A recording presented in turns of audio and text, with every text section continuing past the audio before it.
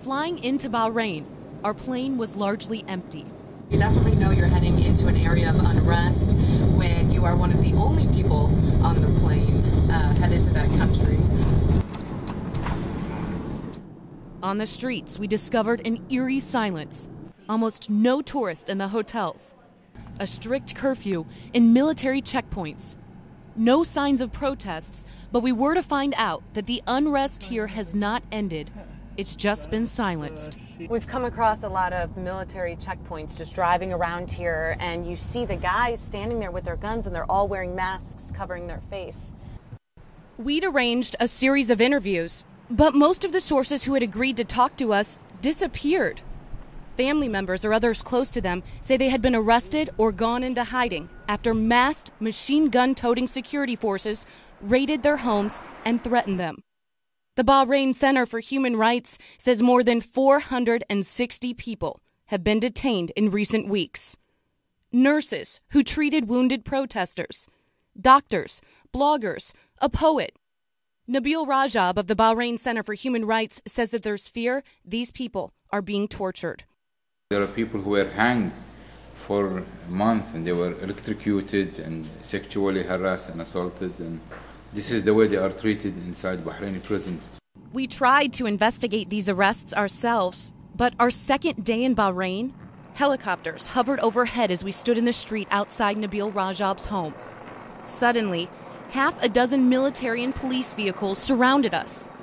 About 20 men in black ski masks, some wearing civilian clothing, pointed machine guns at us. They forced us to get on the ground at gunpoint. They erased all the video they found. Then we were taken to a police station and interrogated for nearly 6 hours before being released. Bahrain's foreign minister couldn't tell us why we were arrested. To scare somebody not to say anything, or to scare someone not to express his views. This is not a government policy. We asked him about the missing. There were many who I know personally who've been called in for questioning and arrested, but for a short period of time it was for questioning. But I didn't hear that any one of them being harmed in any way just for blogging or being active online. From this point on, government minders were attached to our team at all times. They would not allow us to film any of the tanks or military. No filming? What's that? No, there's a tanker down there. Don't. Oh, no, there's a tanker where? Yeah. The tank. Yes. He doesn't want you to film the tank. I don't want them to come to you and. Come on, we have. How can we not shoot this stuff? No. And our minders told us that there were no protests. If there's Can we do the protest protest, today, Lieutenant? can we film the protest? What protest? There's no protest. Say to do the protest. Instead, our minders brought us to see the nice things in Bahrain.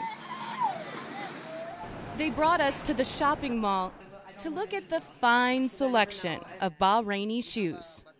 Meanwhile, while we were being minded, human rights workers told us security forces continued to raid homes late at night, taking the opposition away one by one at gunpoint.